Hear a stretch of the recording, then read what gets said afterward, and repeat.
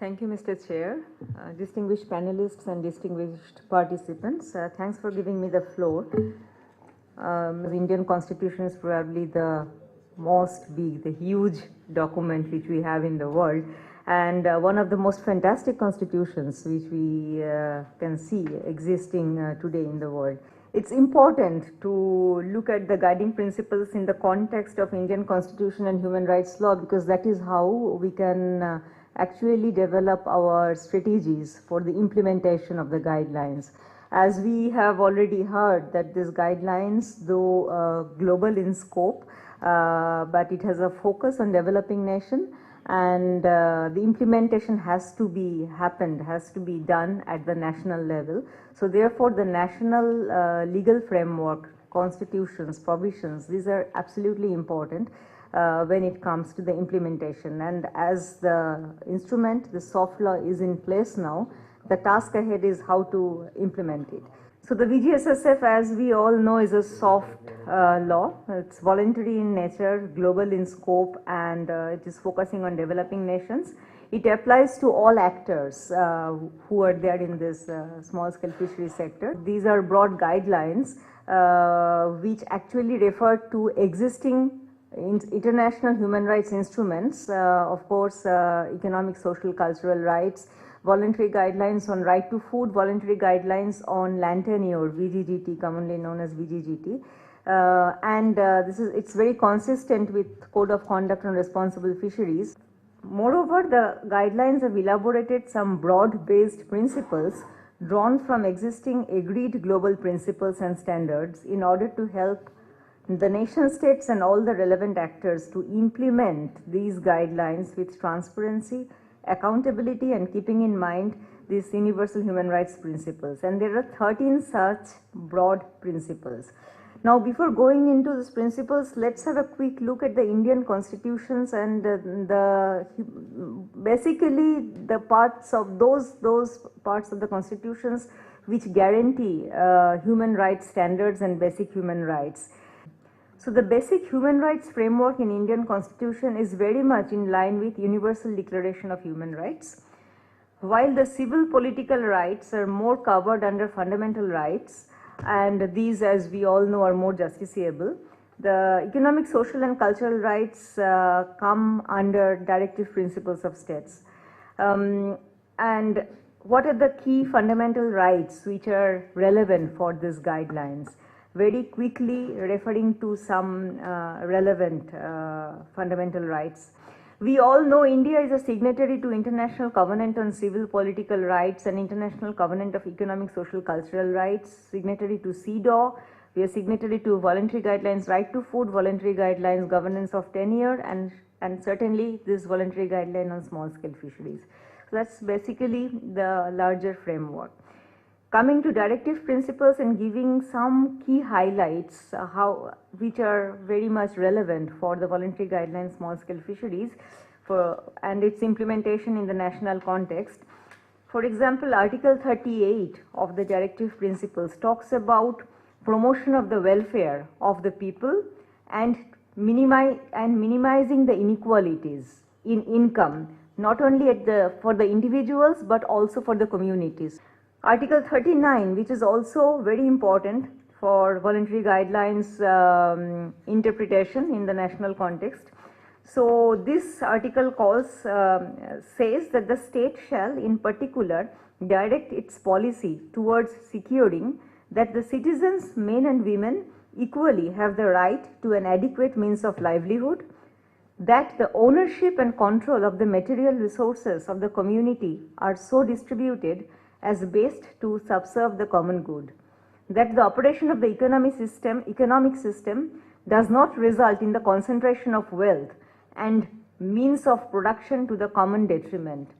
So it's all about equality, equity, and justice, that there is equal pay for equal work for both men and women, that the health and strength of workers, men and women, and the tender age of children are not abused, that children are given opportunities and facilities to develop in a healthy manner and in conditions of freedom and dignity, and that childhood and youth are protected against exploitation and abuse.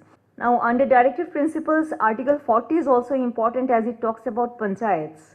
The state shall take steps to organize village panchayats and endow them with such powers and authority as may be necessary to enable them to function as units of self-government.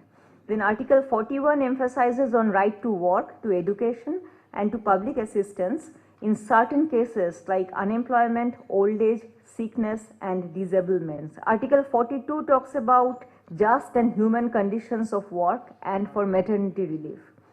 Article 43 says that the state shall endeavor to secure by suitable legislation or economic organization or in any other way to all workers, including agricultural workers and certainly fish workers, work, a living wage, conditions of work ensuring a decent standard of life and full enjoyment of leisure and social and cultural opportunities.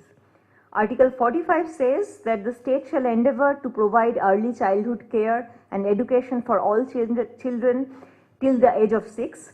Article 46 says that the state shall promote the educational and economic interests of the weaker section of the people, the scheduled caste and the scheduled tribes, and shall protect them from social injustice and all forms of exploitations. Now, the Constitution has also illustrated few measures to promote human rights. For example, Article 32, under which Supreme Court can accept writs from the citizens or organizations, and there is this provision of public interest litigation. Then the Constitution also says that there should be enough human rights education and enough finance should be there for promotion of the human rights education.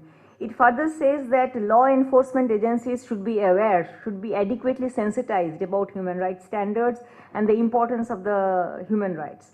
Human rights violations to be prevented by law, and policies and programs should be adopted to ensure people have access to their rights, and proper reservations in politics and public life should be provided by the government for weaker sections.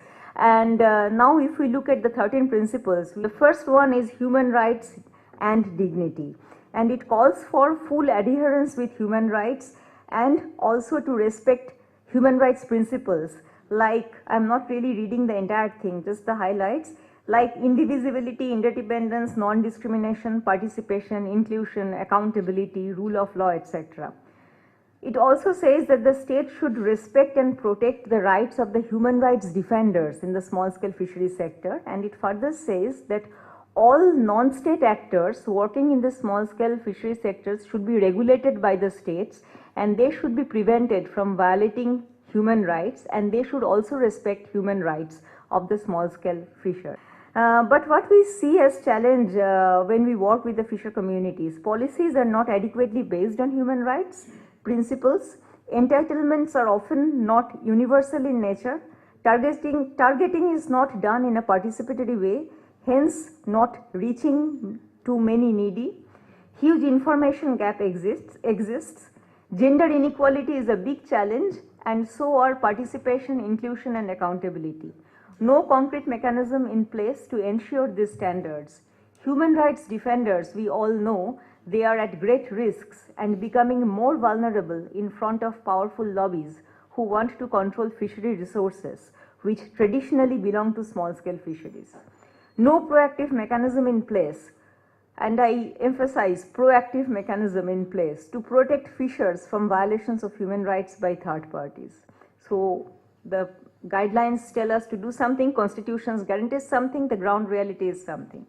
Now moving on to the next set of guiding principles, 2 to 5, the 4 guiding principles basically talks about equity and equality, and these are actually namely respect of cultures, non-discrimination, gender equality and equity, equity and equality.